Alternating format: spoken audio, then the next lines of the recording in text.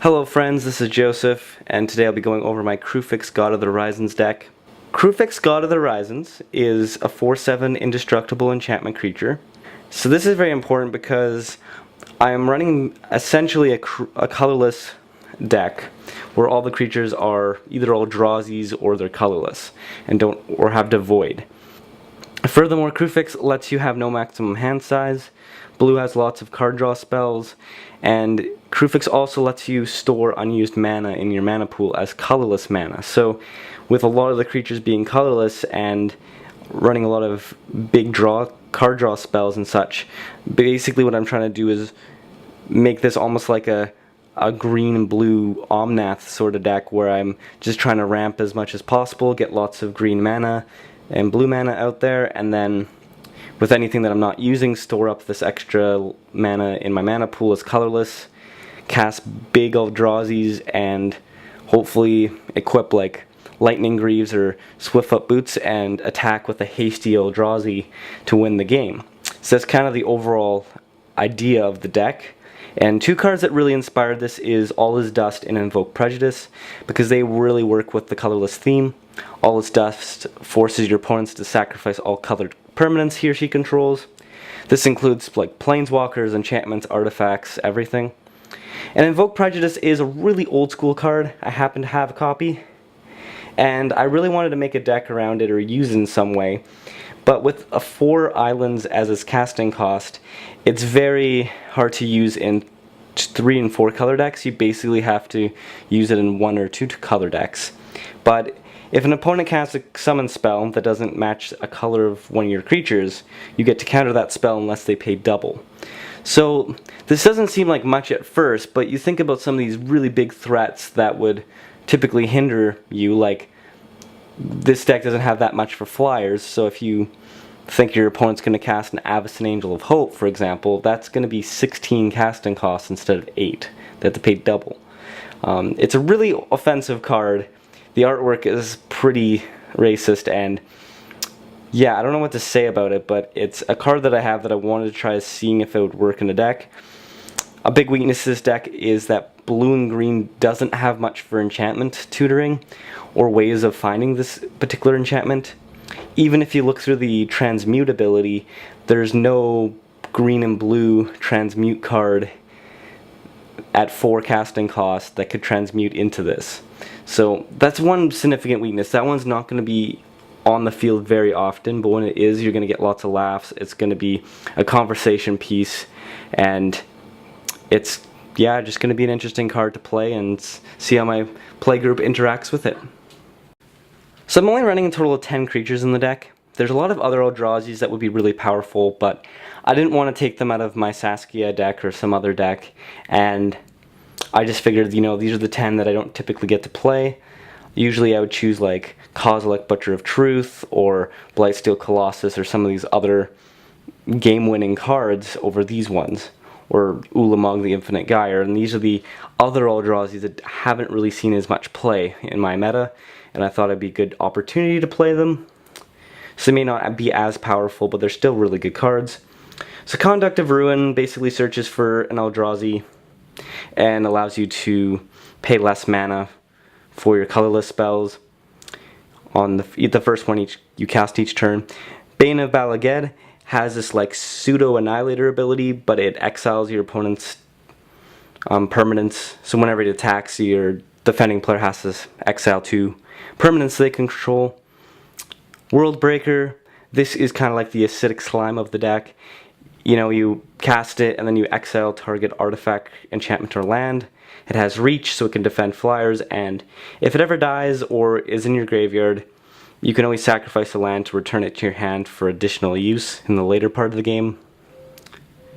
Ulamog's Crusher, he attacks each turn if able, but honestly, if you're running these Eldrazi's, you want to be attacking, because he is Annihilator too, and that starts wrecking your opponent's board.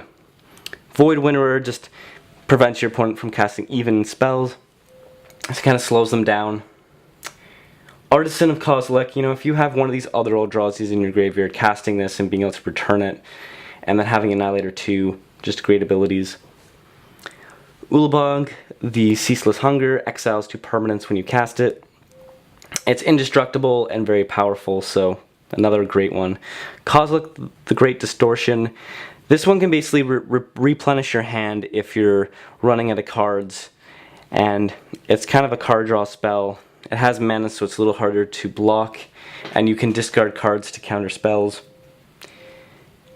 Pathrazor of Ulamog, again Annihilator 3, can't be blocked except for 3 or more creatures, so this will destroy a lot of things on the field, and If That Betrays also has Annihilator.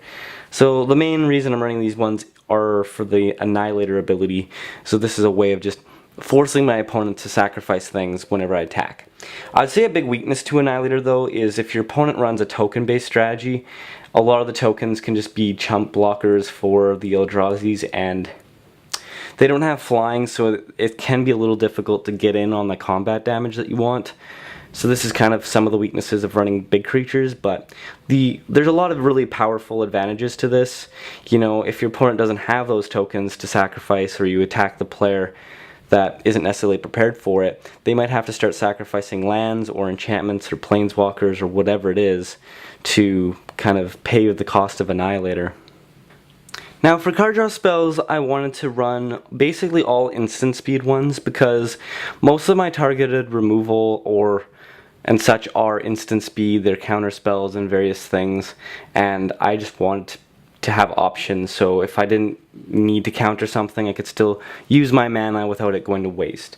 And this is another advantage to running counter spells with Kruphix, God of the Horizons, is if you don't end up using that mana and it would go wasted, you can actually store it in your mana pool at the end step of somebody's turn kind of idea. So it's just a good way of not losing out on resources, because one of my biggest complaints about counterspells is that you don't get to, like, if you don't need to counter something, you've just wasted a turn or you've wasted resources, and it's essentially like somebody just timed walked you, and that's not the greatest feeling. So, and counterspells can draw lots of hate, so just be careful with them. But anyways, we have Fact or Fiction, Opportunity, Dragonlord's Provocative, Overwhelming Intellect, Dig Through Time, Stroke of Genius, Blue Sun Zenith. These are the main card draw spells.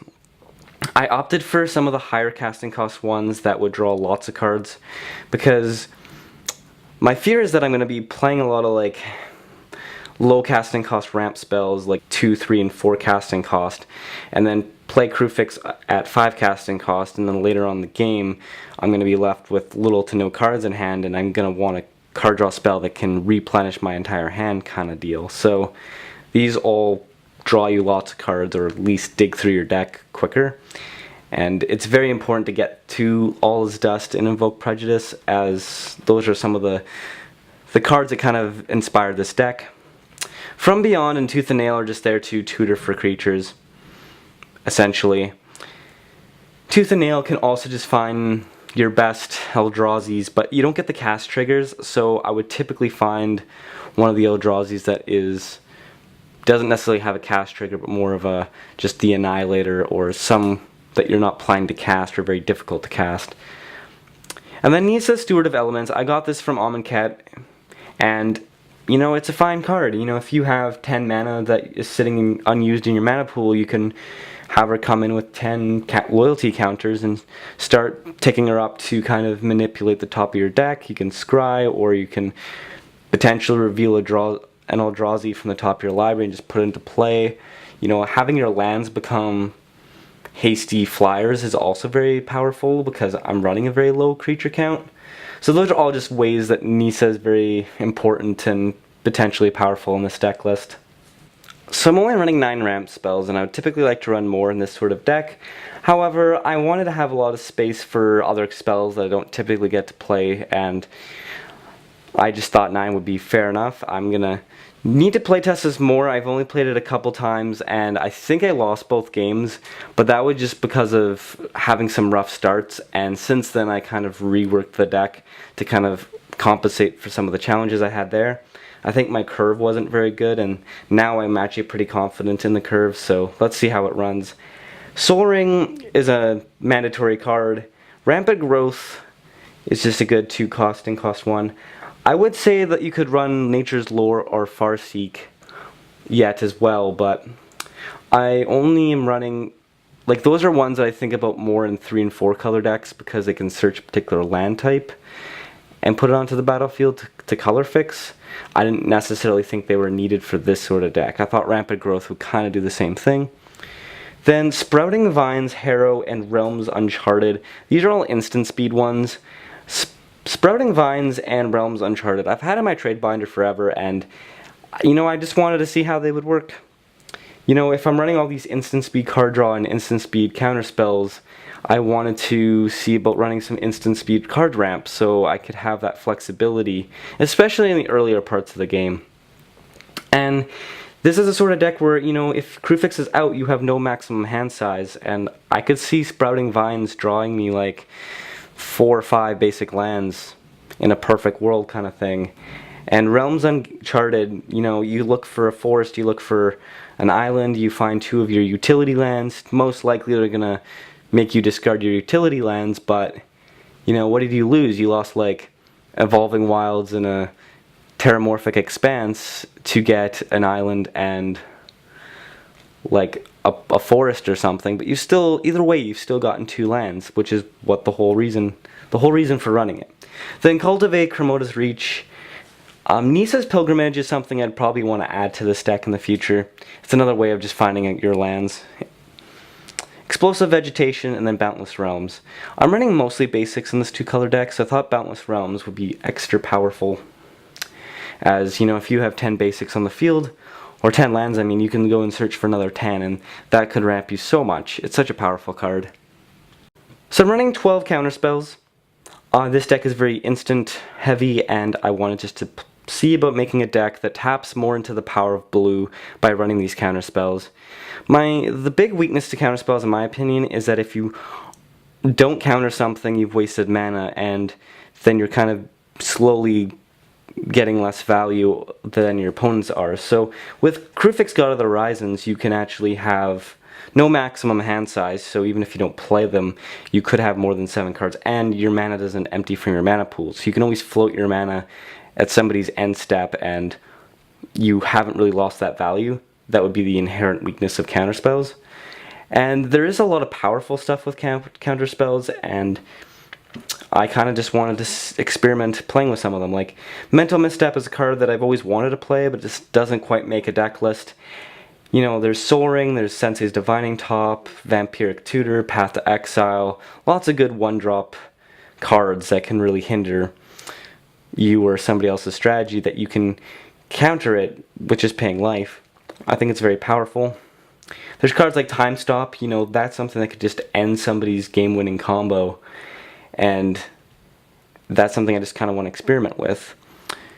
Then we have some of your classics like Dissipate, Void Shatter, Counterspell, Disdainful Stroke, that you just can counter basically anything. Very good cards. But yeah, anyways, I'm running these 12 counterspells. I'm going to see how they work. I've never really run this many counterspells in a single deck before. Usually it's 1 or 2 to protect my game-winning combo or to prevent my opponent from finishing out of nowhere.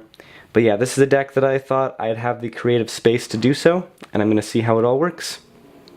I've only playtested this deck twice, so there needs to be a lot more playtesting before I can finalize this sort of the power level of counterspells. But you know, I've had pretty good success running them.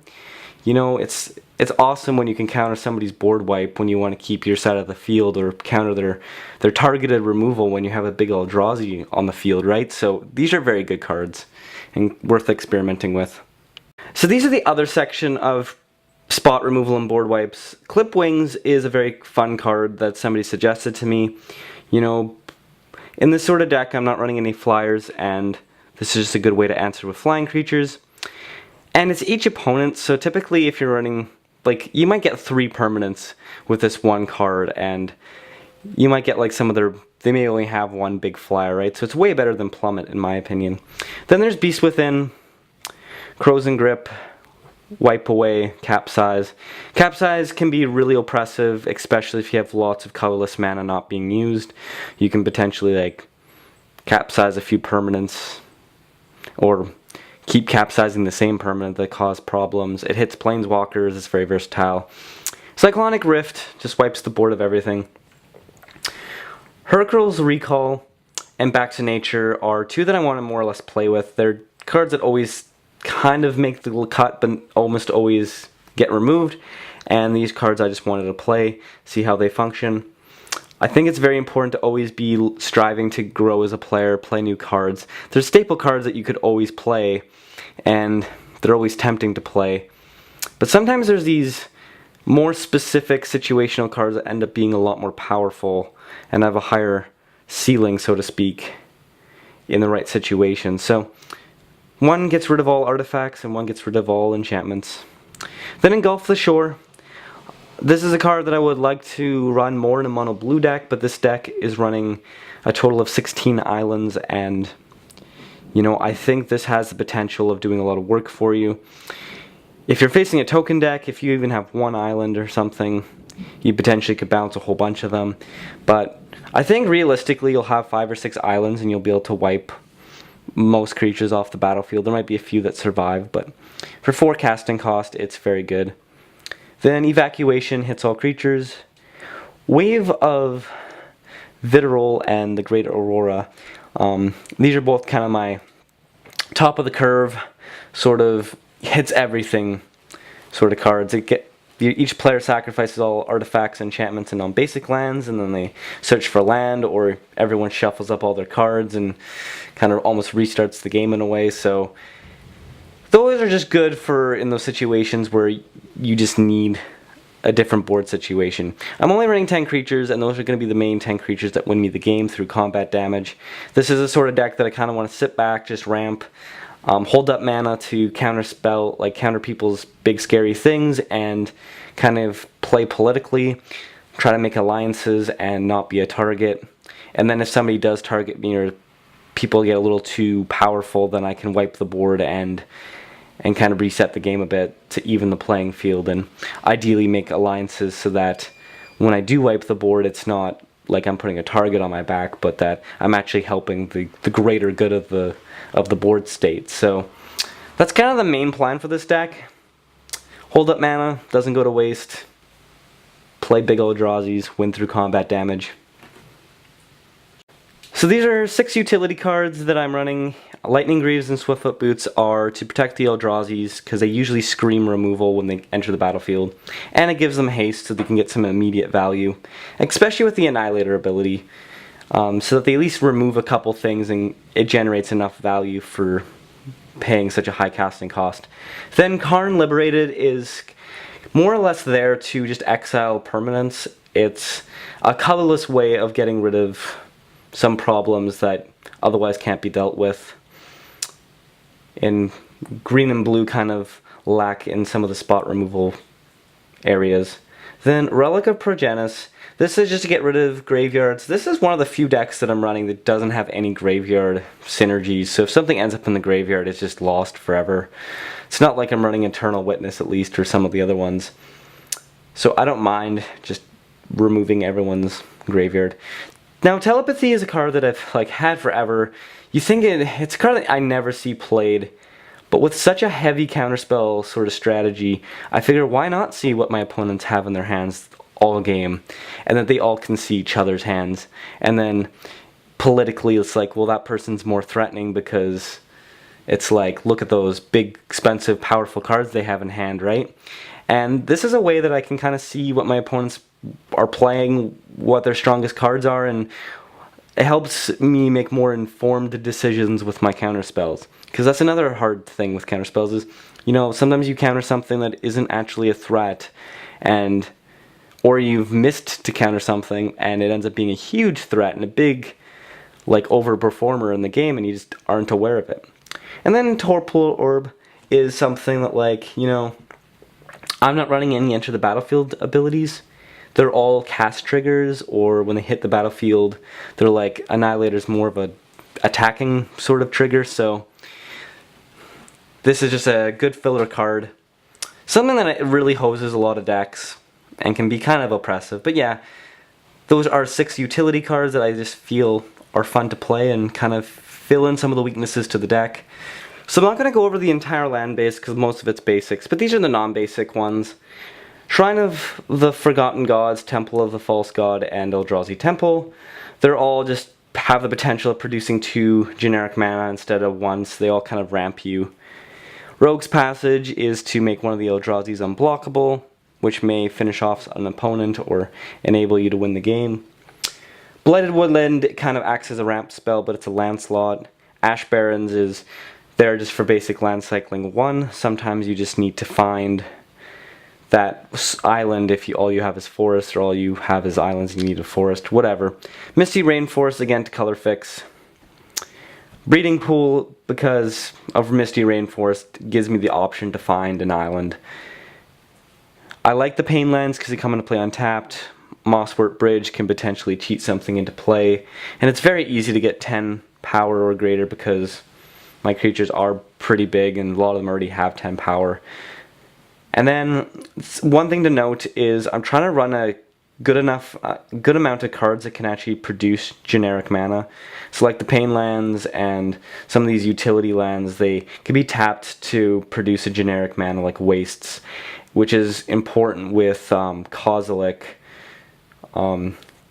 this Distortion or whatever, that requires 2 generic mana to cast him, so that's something to take note of.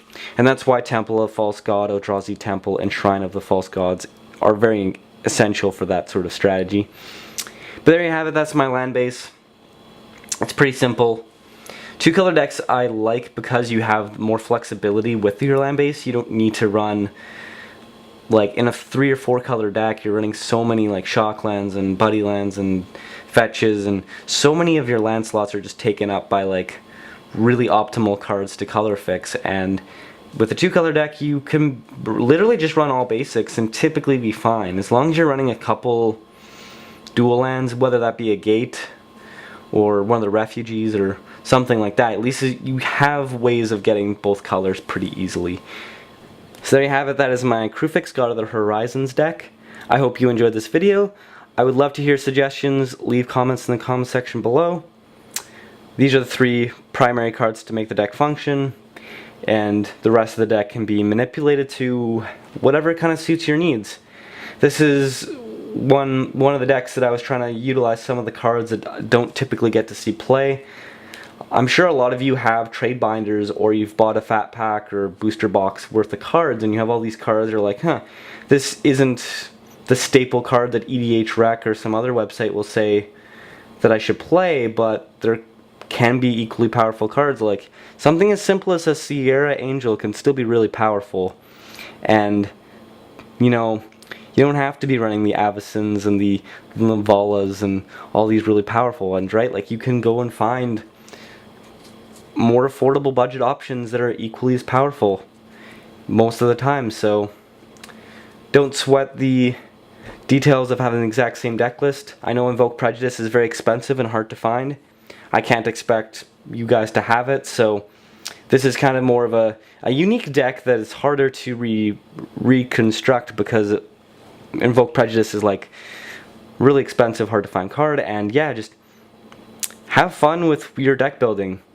Be creative, find unique cards that you don't see other people playing and play them, because that's what grows our format and makes it more enjoyable and kind of communicates your personality in a more real way. And that's kind of what we strive to do. So anyways, thanks for watching. Have a good week.